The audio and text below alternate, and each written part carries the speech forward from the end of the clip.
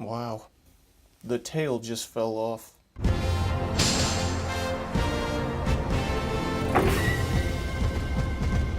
Hello ladies and gentlemen of the internet, it's RJ, and today we will be taking a look at the Bandai Tamashii Nations SH MonsterArts Godzilla 2001.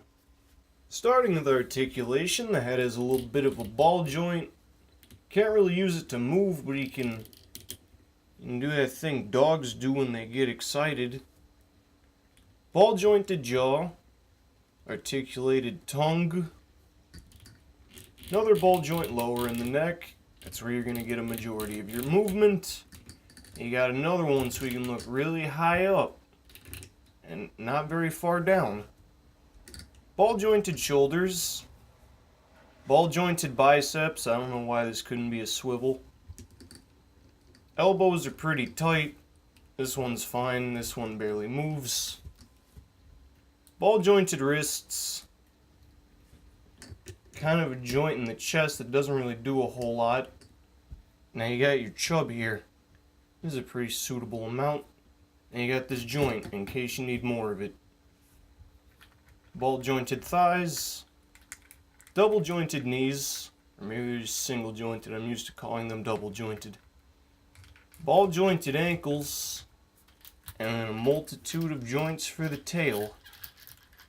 And very creaky plastic. Moving on to details, a little bit of a different situation. From the front it looks exquisite. You have this very nicely detailed scaling texture. He's a little bit of a ghost tree.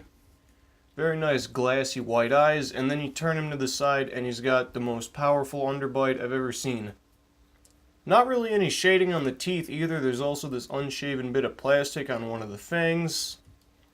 Paint on the claws looks fine. Woo lads. You have this white spray on his groin, a little bit on the thighs. The spines are not supposed to be this color. The old Bandai vinyl has this same problem. Oddly enough, the NECA figure, which, no, somehow managed to get the color of the spines right. Detail on the bottom of the tail looks very nice, as well as on the feet. Some copyright information. And now he's a pirate.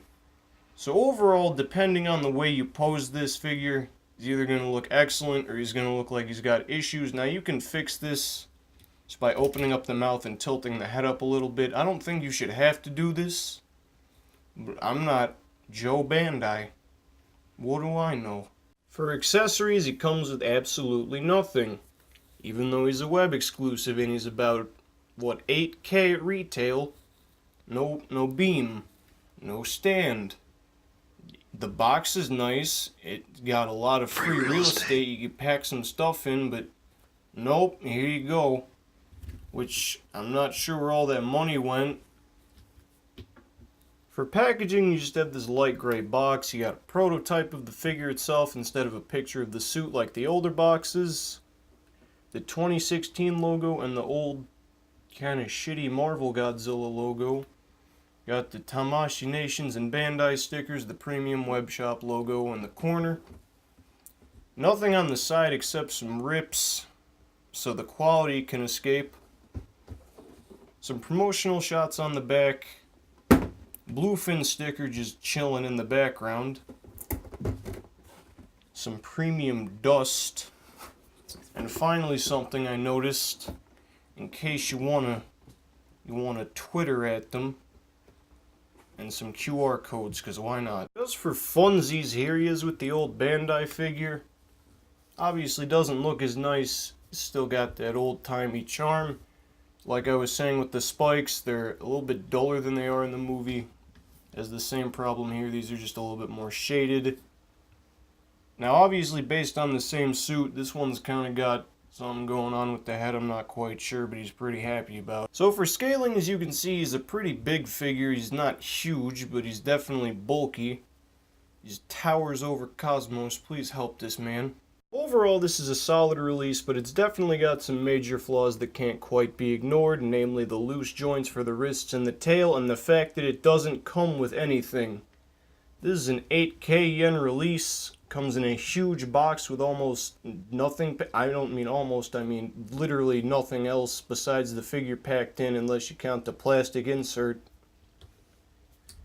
Coulda beam, the other beam, submarine, fucking anything, a mountain. No. You get the ghost, and that's about it. Now, obviously, the figure looks nice. I mean, at least when you keep the mouth open. You still have paint issues like the teeth having almost no shading and the spines being the wrong color, but that's neither here nor there. Oh wait, no it isn't. This is a review. So if you're a fan of the suit like I am, just go ahead. You're not going to make too much of a loss, especially if this figure gets hyper expensive after this review, which maybe.